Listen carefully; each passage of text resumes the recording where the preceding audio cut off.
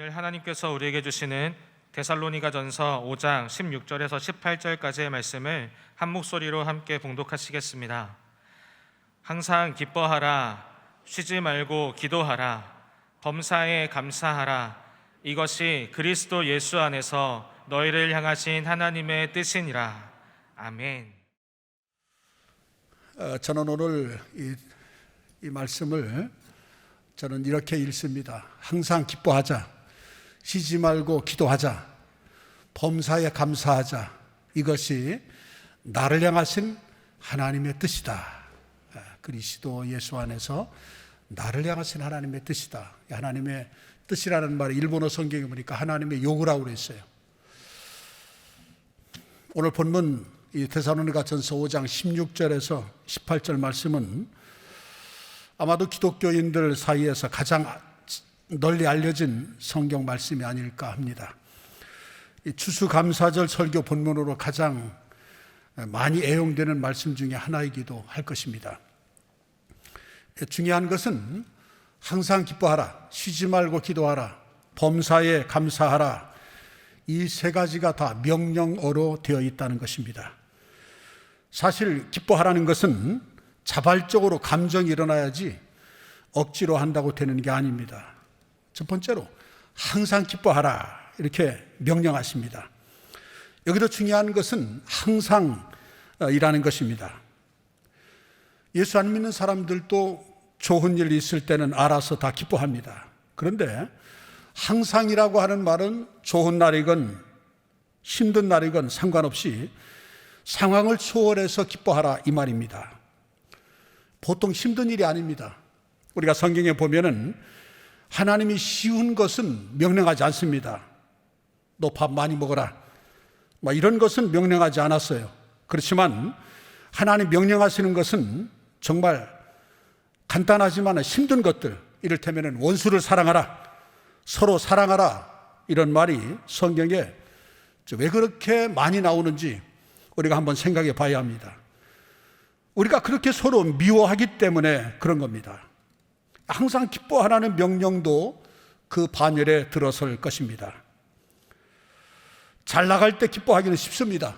그렇지만은 가난하고 병들었을 때, 실패했을 때, 억울한 누명을 썼을 때, 인생이 외롭고 힘들 때, 그때 기뻐하는 것은 참으로 힘듭니다. 어렵습니다. 그런데 주님께서 기뻐하라 이렇게 명령을 하십니다. 여러분, 주님이 명령하시는 것은 할 수 없기 때문에 할 수 없는 것을 명령하는 게 아닙니다. 할 수 있기 때문에 명령을 하시는 것입니다. 그래서 하기 힘든 일이라 할지라도 거기에는 하나님의 깊은 뜻이 담겨 있습니다. 그것은 바로 우리 힘으로는 할 수 있는 것이 아니라 우리 안에 계신 성령께서 그 힘을 주실 것이기 때문에 가능한 것입니다. 사실 믿음의 힘으로 성령의 능력으로 하지 않으면 기뻐할 수가 없어요. 성령이 역사하지 아니하면 예수를 믿을 수도 없고, 성령이 역사해야 원수를 사랑하고, 성령이 역사해야 할 수 있어요. 그래서 성령의 열매는 사랑과 실학과 화평과 오래 참음과 온유와 충성과 절제는 이 같은 법을 금지할 법이 없다고 갈라디아서 5장 22절 23절에 분명히 말씀해 주고 있는 것입니다. 항상 기뻐하라는 말은 억지로 가식적으로 쇼하라는 말이 아닙니다. 항상 기뻐할 수 있는 것은 모든 상황 속에 숨겨진 하나님의 그 놀라우신 섭리가 있는데, 우리가 모르는 하나님 은혜와 그 복을 보기 때문에 주님께서 우리에게 말씀하시는 것입니다. 이 모든 상황을 우리는 믿음의 시각으로 바라보아야만 합니다. 하나님은 우리를 사랑하시고, 하나님은 실수가 없으시고, 하나님은 전지전능하십니다. 하나님 못하실 것이 없어요. 그런데 하나님의 허락 가운데 이 힘들고 복잡한 상황이 내게 밀려왔다면 거기에는 내가 모르는 하나님의 뜻이 있습니다. 고난, 고통 속에도 분명한 것은 하나님의 뜻이 있다는 것입니다. 그래서 중요한 것은 시각을 바꾸는 것입니다. 시각을 바꿔야 돼요. 데살로 사람들은 컵에 물이 아직 반이나 남아 있는데도 아직 반이나 남아 있다는 생각은 하지 않습니다. 비어있는 반만 생각합니다. 그러니까 반밖에 없다. 그러니까 반이나 남아있다는 그런 감사하는 사람이 있고, 반밖에 없다고 부정적인 시각으로 바라보는 겁니다. 이 시각이 굉장히 중요합니다. 항상 기뻐하기 위해서 우리는 인생을 보는 시각을 바꿔야 합니다. 여러분, 시각을 바꾸어 보면은 내가 힘들어하는 그 문제를 오히려 부러워하는 사람들이 있습니다. 나도 그 문제 있어 봤으면 하는 분이 분명히 있을 거예요. 예를 들어서 여러분의 자녀들이 말을 잘 안 듣고, 그래서 속을 썩일 때, 고민할 때 그 말 안 듣는 자녀라도 좋으니 아이가 생겼으면 하고 바라는 불임 부부들이 얼마나 많습니까? 여러분이 그토록 때려치우고 싶어 하는 그 직장, 이 직장 나가기 힘들고 짜증 날 때, 여러분 그런 직장이라도 취직하고 싶어 하는 청년들이 이 땅에 얼마나 많은지 아십니까? 그러므로 우리는 믿음의 시각을 가져야 합니다. 불신앙의 시각이 아니라 부정적인 시각에서 바꿔야 합니다. 힘들 때도 기뻐할 수 있는 것은 우리 안에 성령의 능력이 계시기 때문입니다. 세상은 항상 현실이 진흙탕처럼 힘들다고 생각하게 만듭니다. 마귀가 거기에다 부채질을 합니다. 불평과 분노와 분열과 폭력을 이 땅 곳곳에 심령에게 심어 놓았습니다. 그러나 우리 안에 계신 성령께서는 이 진흙탕 같은 세상 속에 역사하시는 하나님의 진주를 보게 하십니다. 그러니까 우리는 항상 기뻐할 수가 있습니다. 기쁨은 여러분 환경이 주는 게 아닙니다. 여러분 가슴 속에 계신 성령께서 주시는 것입니다. 성령께서 여러분의 현실을 보는 시각을 바꾸어 주십니다. 그때 세상에 줄 수 없는 평안, 세상에 감당할 수 없는 그런 기쁨이 여러분 안에서 솟아날 것입니다. 저 사람 저런 속에 어떻게 기뻐할까? 어떻게 즐거워할 수 있지? 이게 비결입니다. 믿음의 사람, 하나님의 사람들이 가지는 그 놀라운 비밀, 이것은 믿음의 사람, 성령의 온전한 지배를 받을 때 그 기쁨을 맛볼 수가 있고 또 감사할 수가 있는 것입니다. 두 번째로 쉬지 말고 기도하라, 이렇게 명령하고 계십니다. 우리가 감사하고 기뻐할 수 있는 비결이 바로 이것입니다. 쉬지 말고 기도하는 겁니다. 걱정과 근심으로부터 자유하는 방법은 쉬지 말고 기도하는 것밖에 없습니다. 불평, 불만과 분노로부터 자유하는 방법도 쉬지 말고 기도하는 것뿐입니다. 여러분이 기도하는 시간을 줄이면 상대적으로 불평하는 시간이 늘어납니다. 기도하는 시간을 줄이면 분노가 더 커집니다. 쉬지 않고 기도하는 사람은요, 모든 것을 하나님의 손에 맡겨드립니다. 그럴 때 그 안에 있는 분노와 불평이 기도의 생수로 싹 씻겨나갑니다. 우리가 쉬지 말고 기도하면 놀라운 것은 쉬지 않고 기도하는 그 시간에 하나님은 쉬지 않고 우리를 위해서 일하신다는 것입니다. 기도는 하나님으로 하여금 일하게 하는 거예요. 힘들 때, 바쁠 때 기도를 중단하지 말고, 오히려 바쁘기 때문에 할 일이 많기 때문에 우리가 기도할 때, 기도하는 시간 하나님이 일하기 때문에 내가 할 수 없는 그 일을 하나님이 하시면 훨씬 수월합니다. 여러분이 기도를 멈추면 그때부터 마귀가 또 열심히 여러분에게 일하기 시작합니다. 그러므로 여러분에게 오는 마귀를 끊어버리는 길은 다른 거 없어요. 계속 기도하는 것뿐입니다. 왜 열심히 기도하라 하지 왜 쉬지 말고 기도하라고 합니까? 여기에는 놀라운 비결이 있습니다. 왜냐하면 기도는 흐름이기 때문에 그렇습니다. 여러분, 운동 경기에서 중요한 게 뭔지 아십니까? 흐름입니다. 흐름. 승세를 잡은 팀은 끝까지 그 흐름을 끊지 않고 밀어붙여서 승리로 마무리해야 합니다. 반대로 지고 있는 팀은 어떻게 해서든지 저쪽 팀의 흐름을 끊어놔야 합니다. 그래서 지고 있는 팀의 감독이 항상 작전 타임을 많이 부르는 겁니다. 여러분, 운동 경기를 보세요. 농구나 배구 보세요. 항상 작전 타임은 이기는 팀이 아니라 지는 팀입니다. 흐름을 끊고 전열을 재정비하기 위해서입니다. 여러분, 영적인 세계도 똑같습니다. 마귀가 왜 그렇게 우리의 기도를 방해할까요? 이유가 뭔지 아십니까? 기도를 끊으면 우리의 영적인 흐름이 끊어지기 때문입니다. 우리 안에 역사하시는 승리의 십자가의 보혈의 역사가 차가워지는 것입니다. 성령의 뜨거운 감동이 식어집니다. 영적인 흐름이 한번 끊기고 나면 다시 끌어올리기가 굉장히 힘듭니다. 주님과의 첫사랑을 한번 잃어버리고 나면 다시 회복하기가 힘듭니다. 그래서 100년의 영광을 가진 교회도 1년 정도 기도를 쉬면은 순식간에 붕괴됩니다.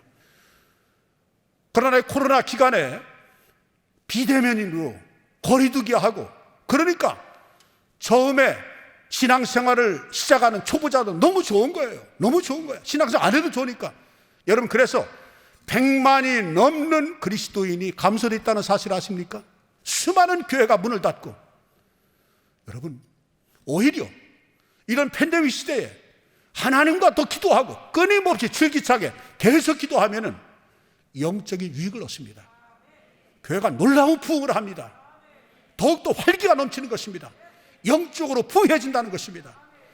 놀라운 것은 우리 감사 넘치는 교회가 코로나 기간에 조사를 해보니까 100명이 넘은 분이 등록이 됐습니다. 놀랐습니다. 오늘 2부예배 마치고도 한 6분이 등록을 했어요. 3부예배 마치고도 등록하고 계속 부흥되는 거예요.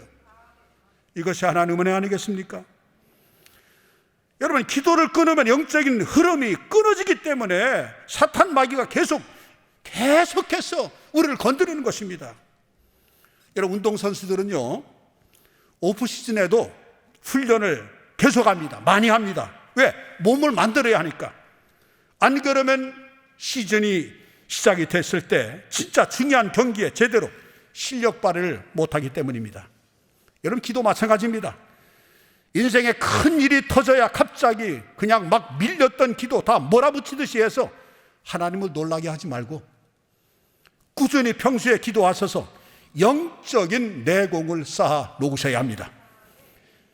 그래야 비상 상황이 터졌을 때 어둠의 권세와 맞서서 여러분 자신과 가정과 교회를 지킬 수가 있는 겁니다. 기도는 하나님과 나 사이의 쌍방향 커뮤니케이션입니다.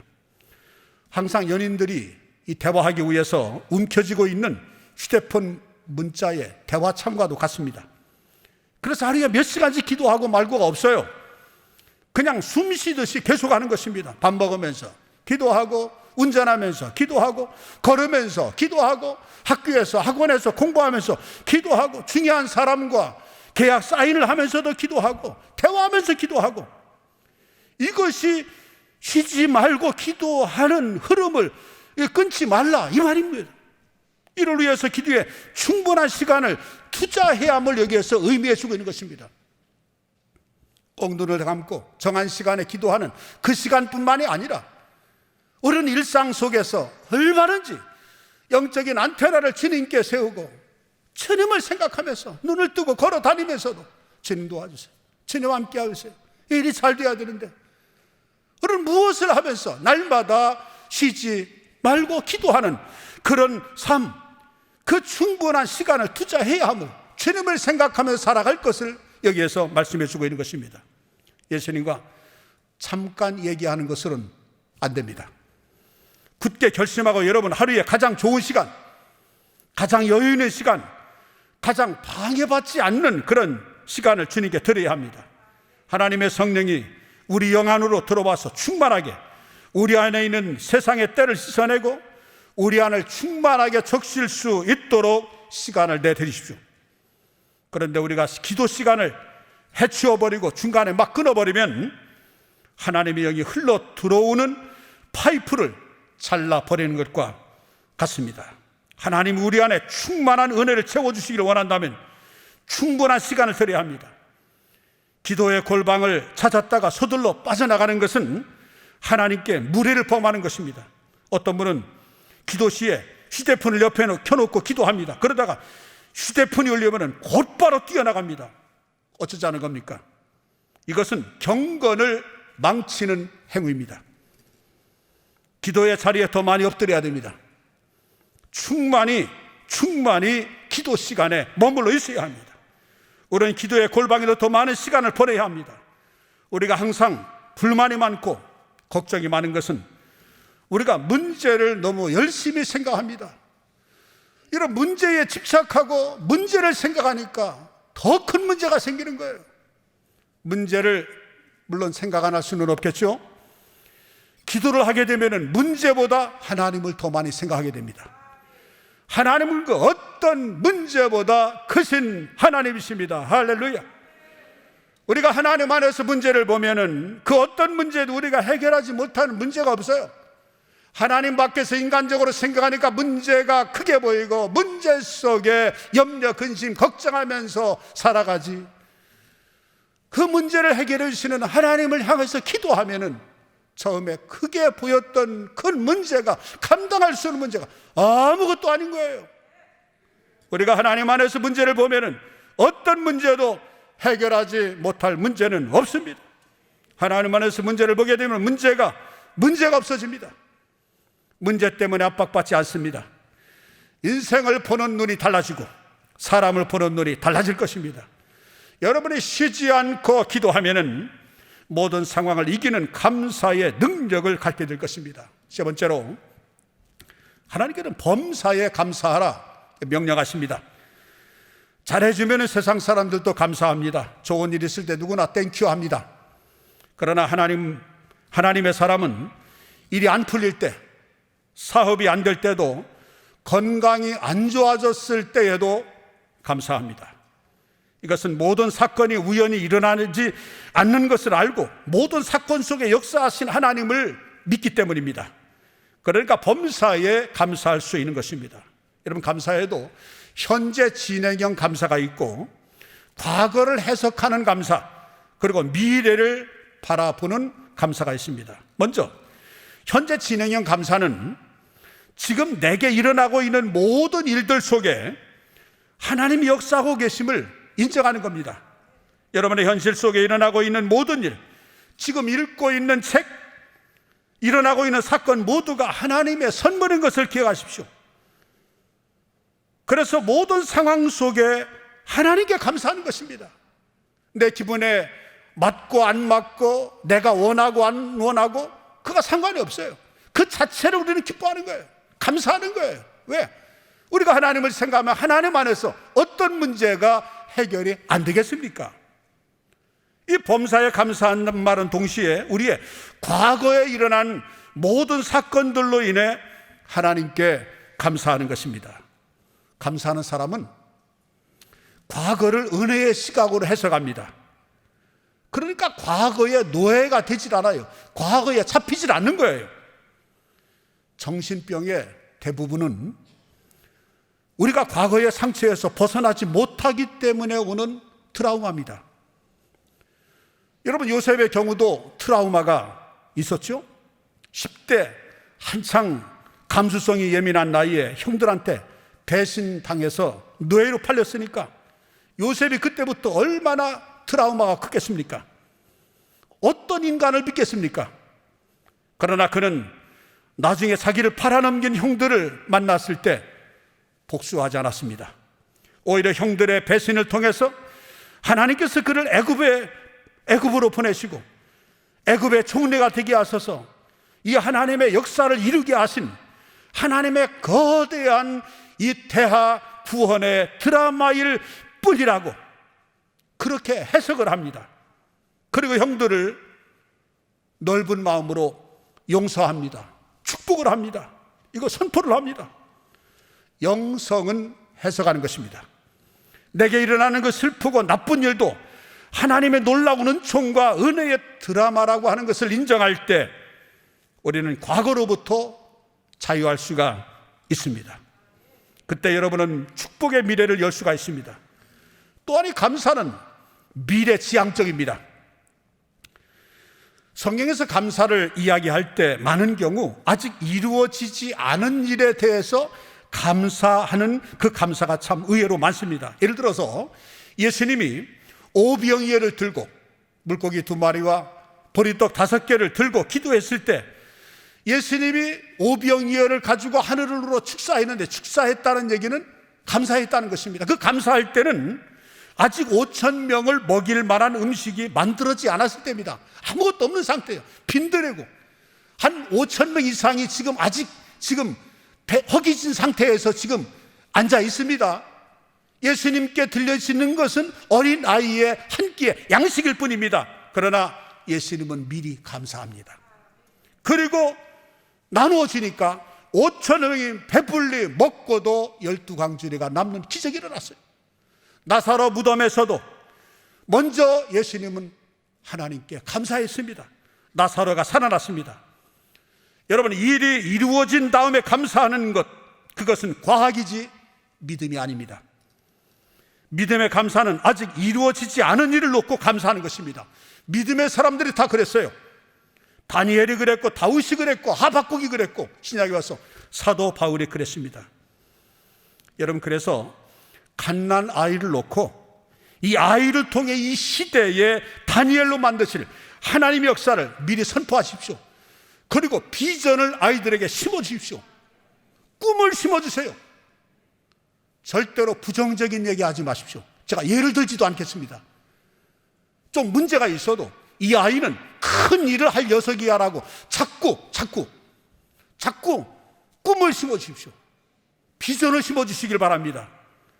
그래서 범사에 감사하라고 할 때, 아직 오지 않는 미래를 감사할 때 마음으로 감사할 뿐만 아니라 여러분이 말로 선포해야 합니다. 민수기 14장 28절의 말씀 보니까 여호와의 말씀에 내 삶을 두고 맹세하노라. 너희 말이 내 귀에 들린 대로 내가 너희에게 행하리라. 마가복음 11장 23절의 말씀 보니까 내가 진실로 너희에게 이르노니 누구든지 이 산더러 들리어 바다에 던지라 하며 그 말하는 것이 이루어질 줄로 믿고 마음에 의심하지 아니하면 그 말한 대로 그대로 되라고 그랬어요. 어려울 때일수록, 힘들 때일수록 믿음으로 선포하십시오.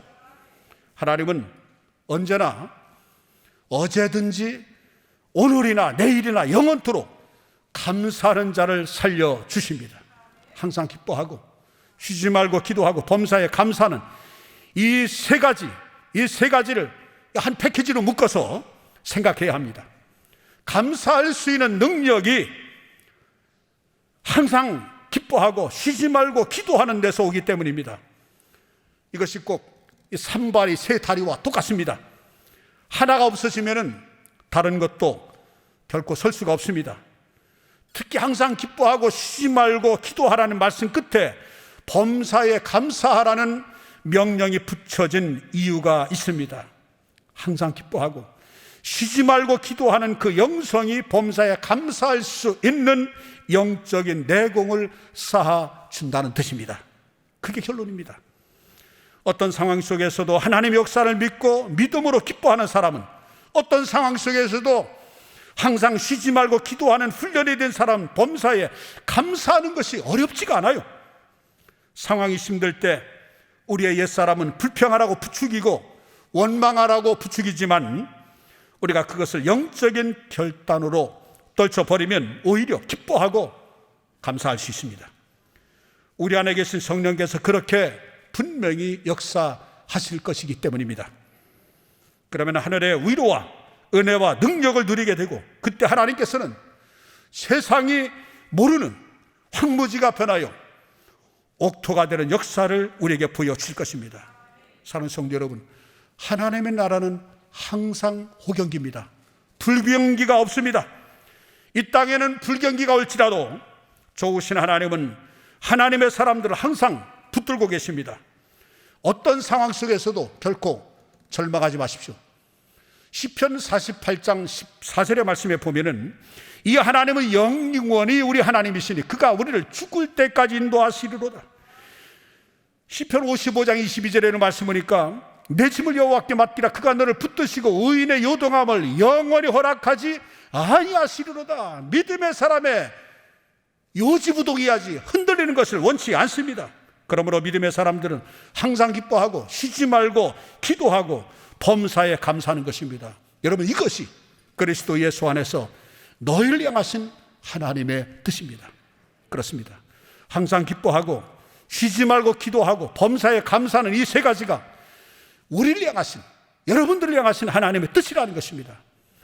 우리가 하나님의 뜻을 생각할 때 대부분 명사로 생각합니다. 내가 누구랑 결혼하는 게 하나님의 뜻이에요? 내가 어느 회사에 들어가는 게 하나님의 뜻이에요? 그러나 여기서 하나님의 뜻이니라 라고 하는 이 말씀은요, 이 말씀은 명사가 아니라 삶의 태도를 바꾸는 겁니다. 삶의 태도. 역사의 미래는 오직 하나님만이 주관하십니다. 역사의 빈칸도 하나님이 채우십니다. 어떤 미래가 다가오든지 간에 하나님의 자녀는 그 미래를 감당할 수 있는 축복의 그릇만 준비하면 되는 것입니다. 그 축복의 그릇이 바로 우리의 삶의 태도입니다. 항상 기뻐하고 쉬지 말고 기도하고 범사에 감사하면 여러분은 어떤 미래도 감당할 수 있을 것입니다. 이것이 너희를 향하신 하나님의 뜻이라는 것입니다. 여러분, 이 글은요, 데살로니가전서 5장 16절로 18절의 이 말씀의 이 글은 바울이 데살로니가 교회에 준 편지의 일부분입니다. 그 당시 데살로니가 교회는 믿음의 열정도 있고 수수했습니다. 그러나 아직 믿음이 어렸습니다. 그리고 그 당시는 로마의 핍박과 어려움도 참 많았습니다. 그래서 어떻게든지 이 어려운 현실을 극복하라는 믿음이 있었습니다. 그래서 많은 사람들이 너무나 힘드니까 성급한 재림론에 빠지게 됩니다. 여러분, 그때는 예수님이 승천하신 지 불과 30년밖에 안 되던 때였습니다. 그렇기 때문에 다들 하나님의 뜻 이렇게 말하면은 주님 언제 다시 오실까라고 하는 그런 생각뿐이었습니다. 너무나 힘드니까. 왜냐하면 주님 다시 오셔야 이 힘든 현실에서 탈출할 수 있거든요. 그래서 그들이 생각하는 하나님의 뜻은 주로 주님의 재림이었고, 그것은 힘든 현실로부터 도피하는, 도망가는 것이었습니다. 그런데 하나님께서는 도망가지 말라는 것입니다. 주님의 재림이 아니라 주님의 재림이 언제 되었든 미래가 어떻게 되든지 너는 하루를 항상 기뻐하고 쉬지 말고 기도하며 범사에 감사하는 것입니다. 이것이 우리를 향하신 하나님의 뜻이라는 것입니다. 중요한 것은 우리가 그리스도 예수 안에 있을 때 이게 가능한 것입니다. 주님 안에 있을 때 우리는 기뻐할 수 있고 주님과 늘 교제하면서 기도할 수 있고 감사할 수 있는 거예요. 우리는 혼자 처절하게 세상 살아가는 사람들이 결코 아닙니다. 여러분, 아무리 세상이 힘들어도 우리는 그리스도 예수 안에서 하나님의 뜻을 붙잡는 사람입니다. 요한복음 15장 5절의 말씀 보니까 나는 포도나무에 더 있는 가지라 그가 내 안에 내가 그 안에 거하면 이 사람이 열매를 많이 맺나니 나를 떠나서는 너희가 아무것도 할 수 없음이라. 여러분, 이 말 반대로 말하면요, 내 안에서는 너희가 모든 것을 할 수 있다는 것입니다. 주님을 떠나서는 아무것도 할 수 없지만 주님 안에서는 모두가 할 수 있어요. 빌립보 4장 13절에 내게 능력 주시는 자 안에서 내가 모든 것을 할 수 있느니라. 주님 안에 있으면 모든 걸 할 수 있어요. 바로 이겁니다. 저와 여러분이 그 무엇보다도 예수님 안에 깊이 거하기로 결단하기를 원합니다. 우리가 그 안에 깊이 거한다는 것은 그분을 목말라 하는 것입니다. 여러분, 그분을 목말라 하십시오. 마태복음 5장 6절의 말씀을 예수님 의에 줄이고 목마른 자가 복이 있나니 저희가 배부를 것임이라 라고 산상보훈에서 말씀하십니다. 그분을 목말라 하는 것, 그분을 사모하면서 그분을 기다리는 것입니다. 그분과 교제하기 위해서 시간을 드리는 것입니다. 그분과 함께 있는 것을 즐거워하십시오. 주님은 변함없는 사랑으로 우리를 품어주십니다. 우리가 그 사랑 안에 거하기로 결단만 하면 됩니다. 그 사랑 안에 거하면 이 힘든 시대를 우리는 이길 수가 있습니다. 아무리 힘든 상황이라 할지라도 전능하신 능력의 주님 안에서 우리는 무엇인지 할 수 있습니다. 승리할 수 있습니다. 이 땅이 혼란스럽고 고통스럽고 유혹이 많지만 저는 이것이 부흥을 위한 전조라고 봅니다. 우리가 자주 부르는 찬양의 가사처럼 이 땅의 황마음을 보소서. 그러나 이 땅의 황마음을 통해서 하나님께서 우리의 우상들을 태우실 것입니다. 황금만능주의 우상, 거짓과 탐욕의 우상, 음란의 우상 다 태우시고 하나님 이 땅에 새로운 부흥을 반드시 일으키실 것입니다. 우리의 다음 세대, 믿음의 세대를 일으키실 것입니다. 날마다 하나님을 붙잡고 주님의 일하심을 선포하는 감사가 넘치는 게 온 성도들, 실시간 영상 예배에 참여하는 여러분들 모두 되기를 주의 이름으로 축복합니다. 기도하겠습니다. 사랑의 하나님, 은혜를 감사합니다. 내일 일을 예상할 수 없는 혼란한 세상 속에 사는 우리를 다시 한번 말씀으로 붙들어 주시고 새롭게 하시니 감사합니다. 주님, 우리는 혼자가 아닙니다. 아버지 되신 하나님과 깊이 교제하고 주님으로 인해 즐거워하며 십자가 사랑 안에 거하는 우리 되게 하옵소서. 하나님의 말씀대로 항상 기뻐하고 쉬지 말고 기도하며 범사에 감사하는 우리 삶이 되게 하옵소서. 이 시간 주님께 귀한 예물을 드립니다. 드린 손길을 복 주시고 하늘의 원화 능력을 누리는 가정과 사업 되게 하옵소서. 예수님의 이름으로 기도합니다. 아멘.